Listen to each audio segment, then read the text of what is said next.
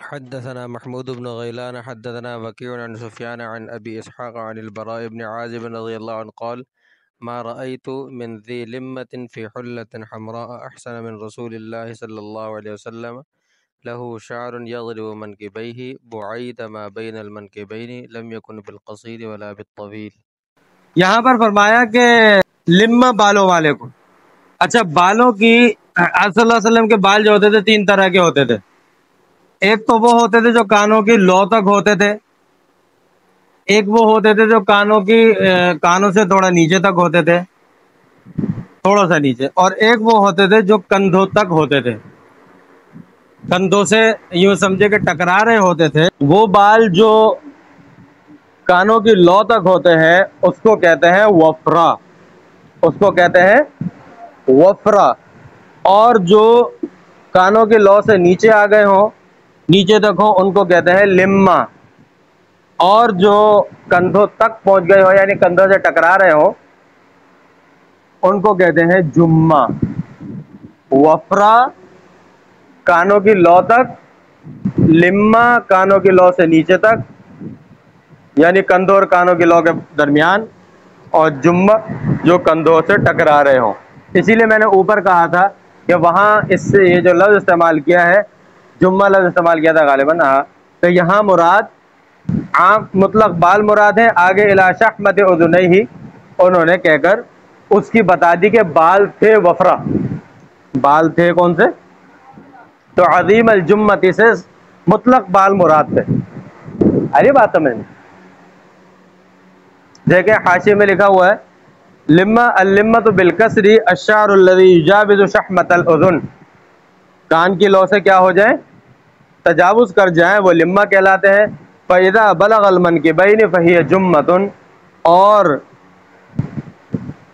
جو کندھوں تک ہوں یعنی کندھوں سے ٹکرا رہے ہوں وہ جمہ کہلاتے ہیں، اور جو کان کی لو تک ہوں وہ کیا ہوتے ہیں پھر؟ وفرا۔ تو فرماتے کہ کوئی لمہ بالوں والا، میں نے کوئی لمہ بالوں والا سرخ جوڑے کے اندر آپ صلی اللہ علیہ وسلم سے زیادہ حسین نہیں دیکھا۔ لہو شعر یضرب منکبیہ، یہاں آپ کو یہ بتا دیا کہ آپ صلی اللہ علیہ وسلم، اب دیکھیں یہاں پر ایک تو لمہ کہا ہے، دوسرا یہ کہا کہ لہو شعر یضرب منکبیہ، کہ آپ صلی اللہ علیہ وسلم کے بال تھے جو کندھوں پر ٹکرا رہے تھے، کندھوں سے ٹکرا رہے تھے۔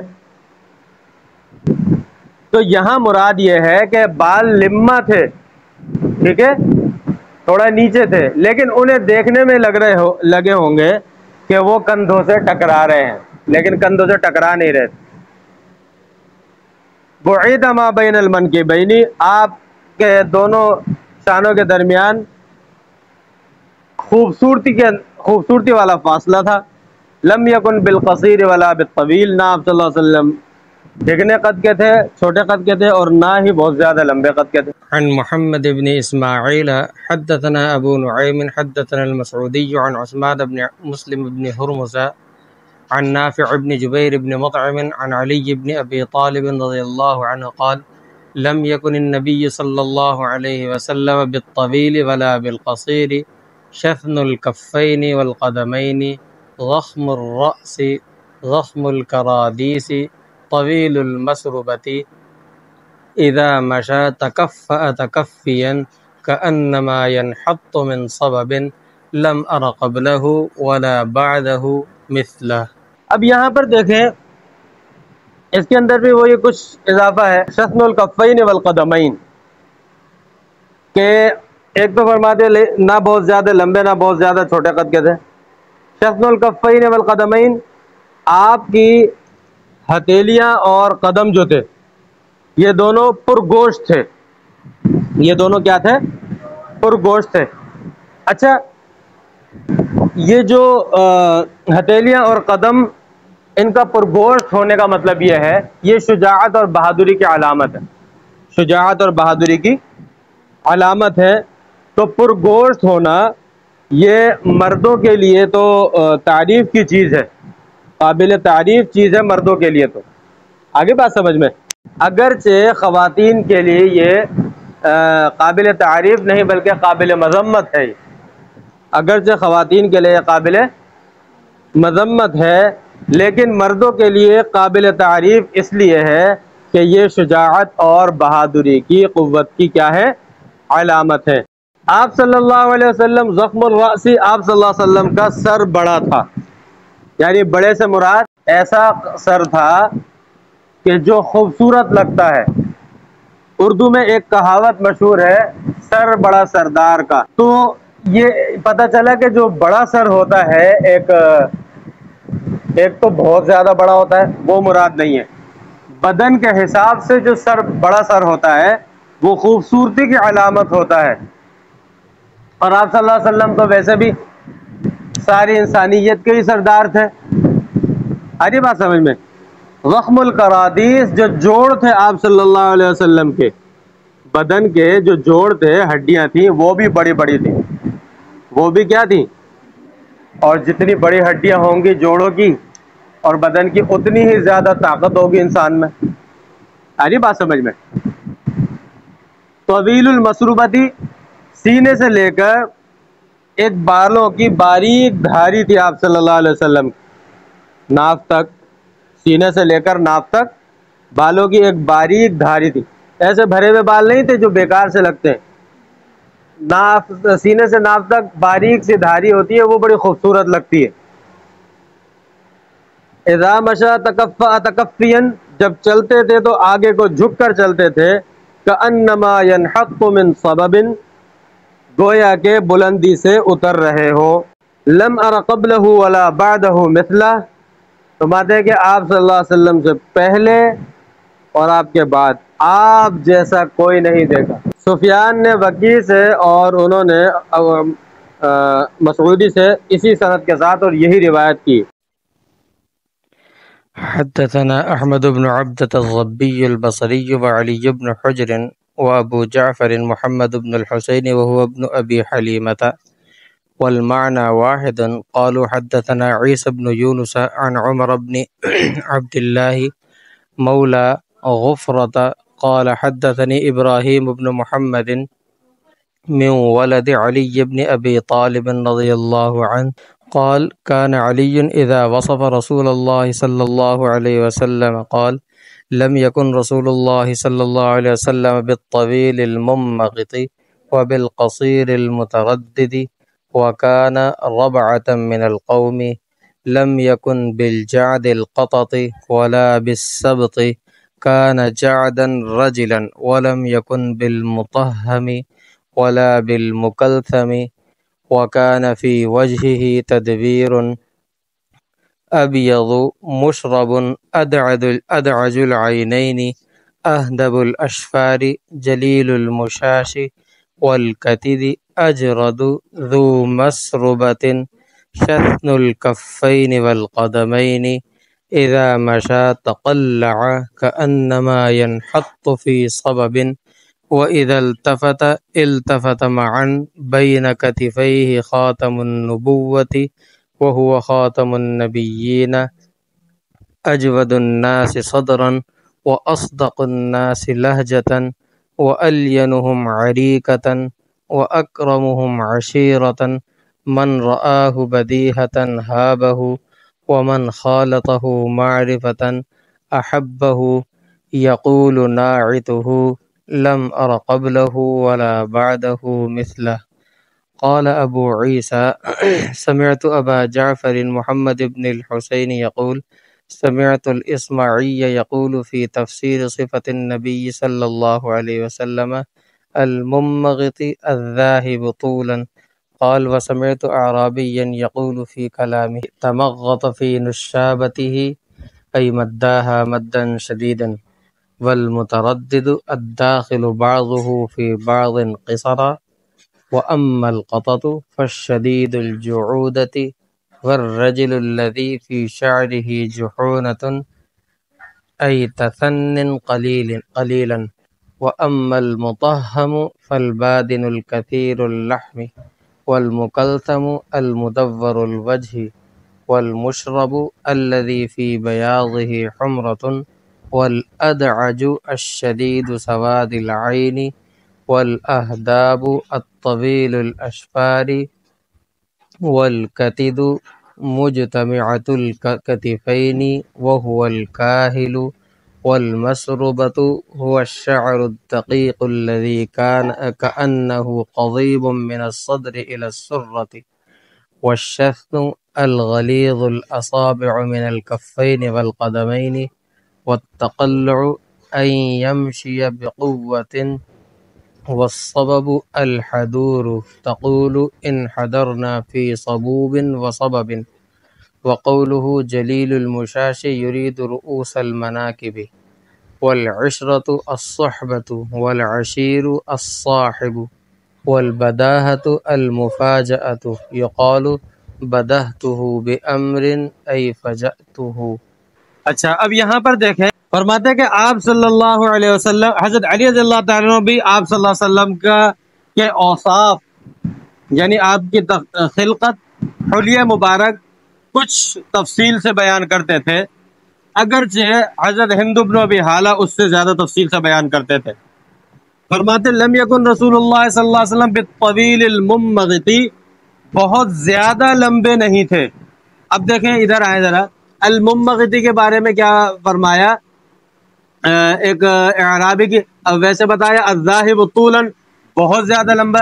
اسی طرح ایک اعرابی کے لفظ سے کہتے تعبیر اس سے جو ہے سنا کیا کہتا ہے مدہ مدن شدیدن، کسی چیز کو بہت زیادہ کھینچ دیا گیا ہو، بہت زیادہ. وبالقصیر المتردد، اسی طرح آپ صلی اللہ علیہ وسلم جو تھے نہ تو بہت زیادہ لمبے تھے اور نہ بہت زیادہ کوتاہ قد پست قد تھے.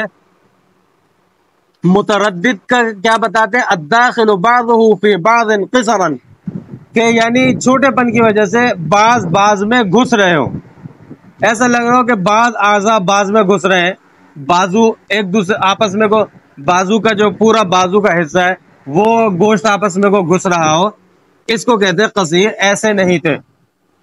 آگے بات سمجھ میں. وَكَانَ رَبْعَةً مِّنَ الْقَوْمِ، آپ صلی اللہ علیہ وسلم بالکل لوگوں میں درمیانہ قد تھے، لوگوں میں بالکل.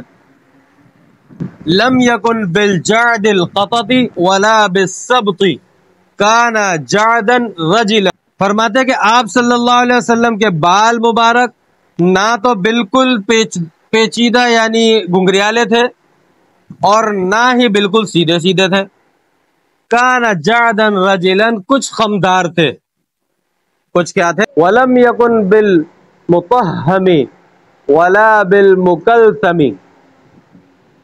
آپ صلی اللہ علیہ وسلم کے چہرے مبارک کی بارے میں فرماتے ہیں اور بدن کی جو آپ صلی اللہ علیہ وسلم کی کیفیت تھی، فرماتے ہیں نہ تو بہت زیادہ موٹے تھے، نہ تو بہت زیادہ، یا یوں کہتے ہیں موٹے بدن نہیں تھے. موٹا بدن جس کو کہا جاتا ہے، اور موٹا بدن میں کل بتا چکا ہوں کہ موٹا بدن جو ہوتا ہے ایک ہوتا ہے پرگوشت بدن اور ایک ہوتا ہے موٹا بدن.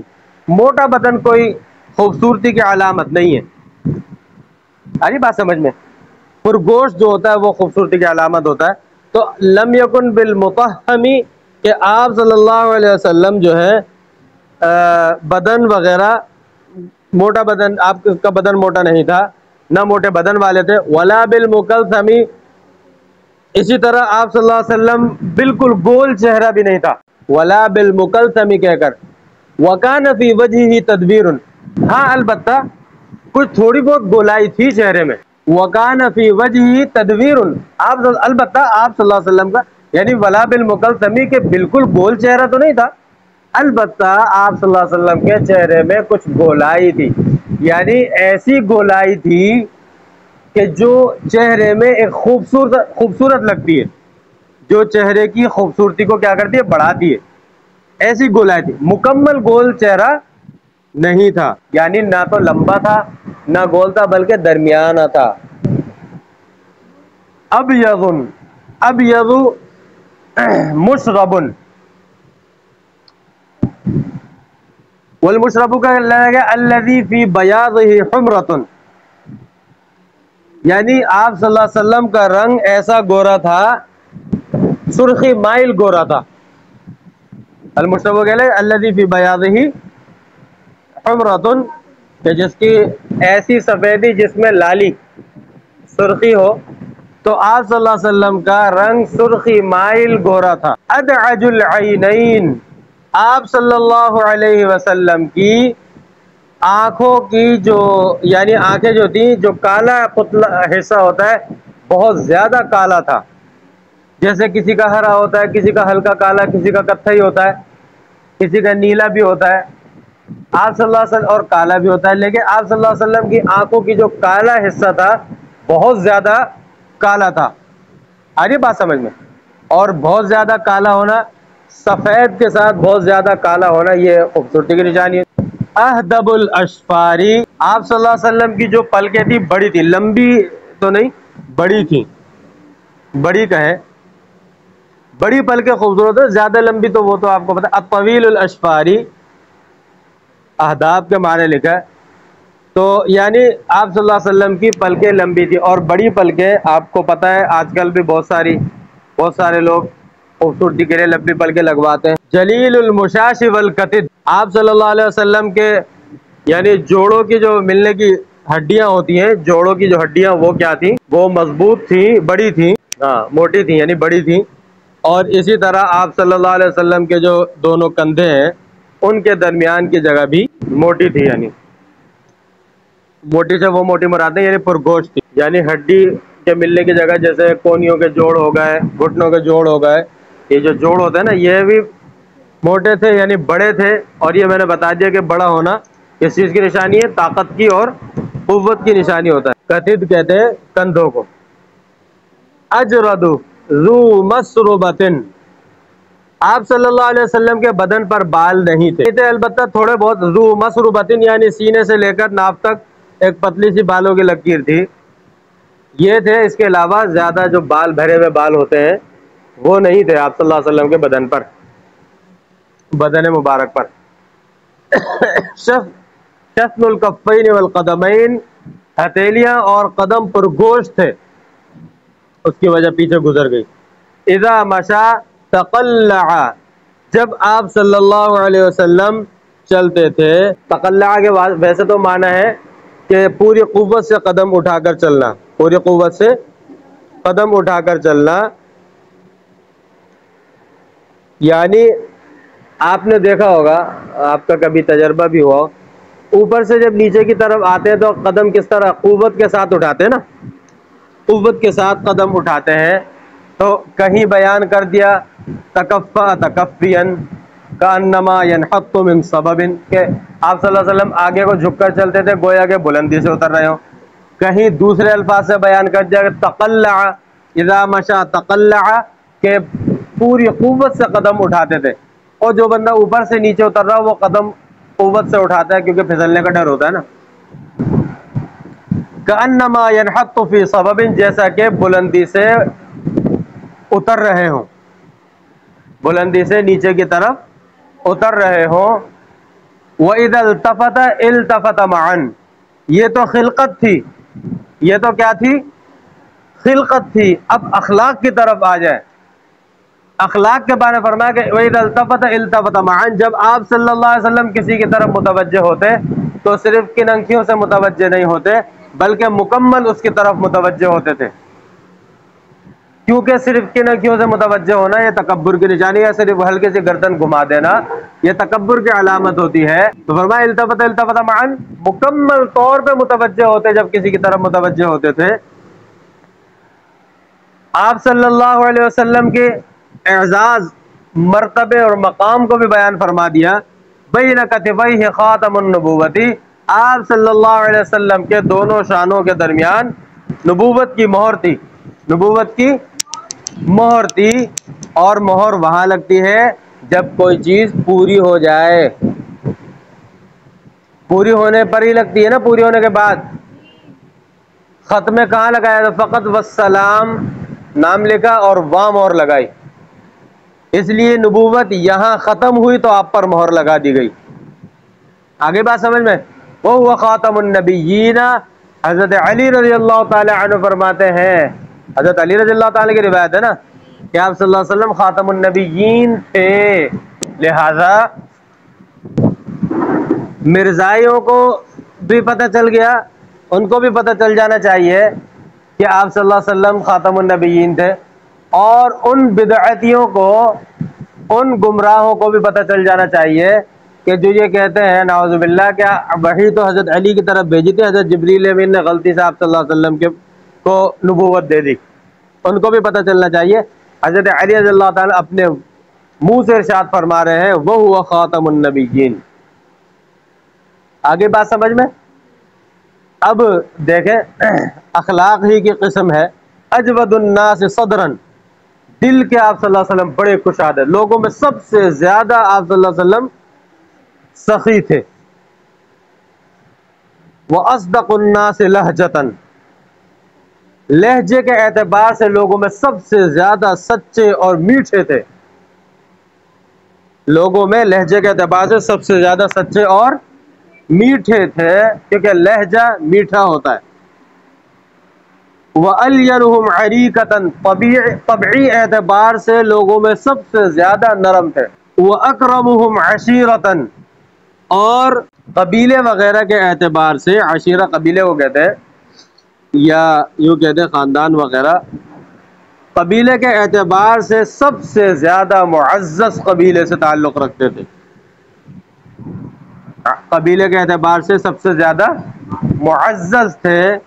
من رآہ بدیہۃ ہابہ، جو آپ صلی اللہ علیہ وسلم کو اچانک دیکھتا تھا تو اس پر ہیبت اور رعب طاری ہوتا تھا، اس پر ہیبت اور ومن خالطہ معرفۃ احبہ، اور جو بار بار آپ صلی اللہ علیہ وسلم سے ملتا رہتا تھا تو وہ آپ صلی اللہ علیہ وسلم سے محبت کرنے لگتا تھا، اس کے دل میں آپ صلی اللہ علیہ وسلم کی محبت گھر کر جاتی تھی۔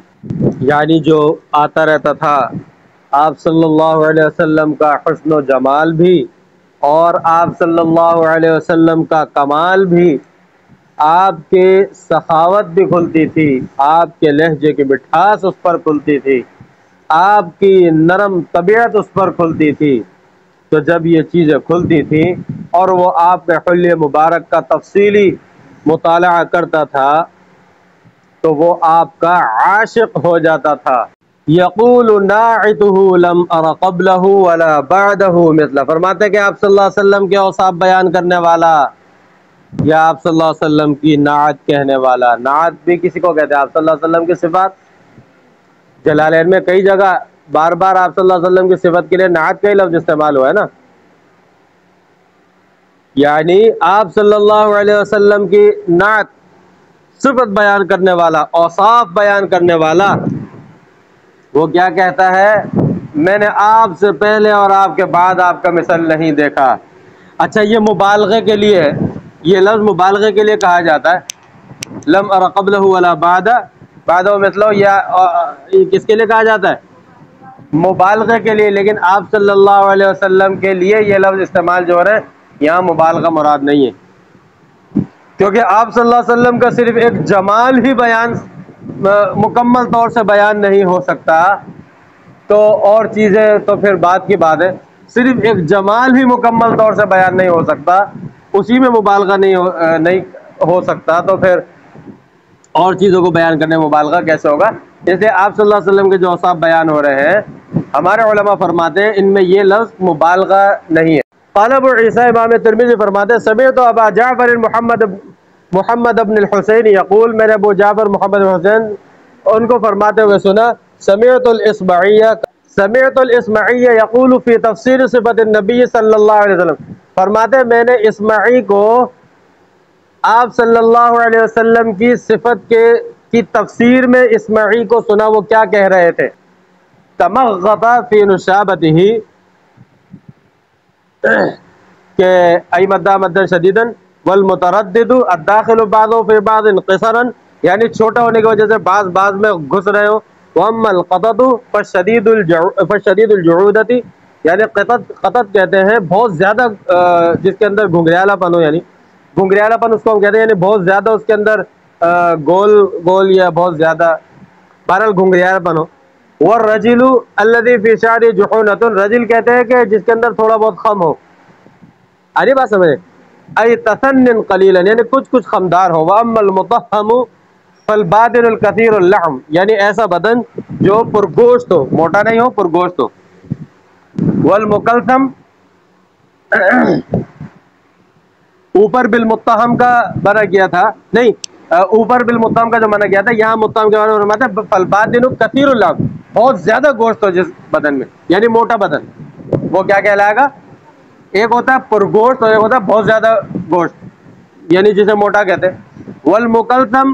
والمکلثم المدور الوجه بالکل گول چہرہ، والمشرب الذي في بياض حمرة وہ گورا رنگ جس کے اندر سرخی مائل یعنی سرخی مائل گورا رنگ، والادعج گورا رنگ کر رہا ہوں، سفید اس کا ترجمہ میں نہیں کر رہا، والادعج الشدید سواد العین جو کالا پن ہے وہ زیادہ شدید ہو، والاحداب الطویل الاشفار لمبی پلکیں، والکتف مجتمع الکتفین کتف کہتے ہیں یعنی دونوں کندھوں کے جمع ہونے کی جگہ یعنی بیچ کا حصہ، وہو الکاہل یعنی بیچ کا حصہ، والمسربۃ هو الشعر الدقیق الذي كانه قضیب من الصد الى السرۃ یعنی وہ باریک سی بالوں کی لائن جو سینے سے لے کر ناف تک جا رہی ہوتی ہے یعنی تلوار وغیرہ کی طرح، والشسن الغلیظ الاصابع من الکفین والقدم شسن کہتے ہیں کہ یعنی